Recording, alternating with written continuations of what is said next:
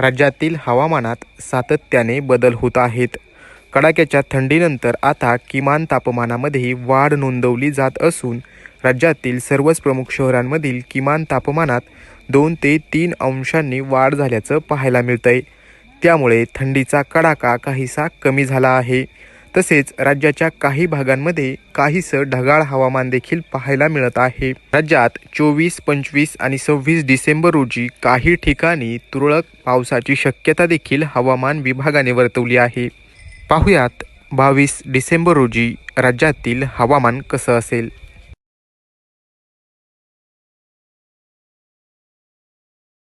मुंबई शहर आणि उपनगरात सामान्यतः निरभ्र आकाश राहील.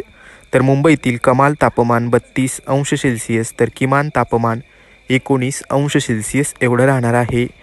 मुंबईतील किमान तापमानामध्ये काहीशी वाढ होणार असून गारठा कमी झाल्याचं पाहायला मिळणार आहे. तर पुणे शहरामध्ये सकाळच्या वेळी दाट धुकं पडण्याची शक्यता भारतीय हवामानशास्त्र विभागाने वर्तवली आहे. यानंतर मात्र आकाश निरभ्र होईल. पुण्यातील कमाल तापमान 30 अंश सेल्सिअस तर किमान तापमान 17 अंश सेल्सिअस एवढं राहण्याची शक्यता आहे. तर मराठवाड्यामध्ये काही ठिकाणी ढगाळ आकाश पाहायला मिळत आहे. तसेच किमान तापमानामध्ये देखील मोठी वाढ झाल्याचं पाहायला मिळत आहे. त्यामुळे थंडीपासून नागरिकांना दिलासा मिळत आहे. छत्रपती संभाजीनगरमध्ये 22 डिसेंबर रोजी सामान्यतः निरभ्र आकाश राहील. तर कमाल तापमान 30 अंश सेल्सिअस तर किमान तापमान 14 अंश सेल्सिअस एवढं राहण्याची शक्यता आहे.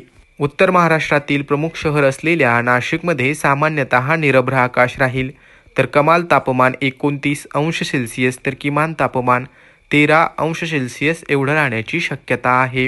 राज्याची उपराजधानी असलेल्या नागपूरमध्ये सामान्यतः ढगाळ आकाश राहील. तर नागपूरमधील कमाल तापमान 30 अंश सेल्सिअस तर किमान तापमान 15 अंश सेल्सिअस एवढं राहण्याची शक्यता आहे. तर 23 तारखेपासून विदर्भामध्ये तुरळक ठिकाणी ढगाळ आकाशासह हलक्या पावसाची देखील शक्यता भारतीय हवामानशास्त्र विभागाने वर्तवली आहे. तर मंडळी, हा होता राज्यभरातील तापमान व हवामानाच्या स्थितीचा आढावा. एकंदरीत राज्यामध्ये पुढील 2-3 दिवस थंडीचा कडाका हा कमी होणार असून काही ठिकाणी ढगाळ आकाश व हलक्या पावसाची देखील शक्यता हवामान विभागाकडून वर्तवण्यात आली आहे. हवामानाचे अंदाज दररोज पाहण्यासाठी पाहत रहा लोकल 18 मराठी.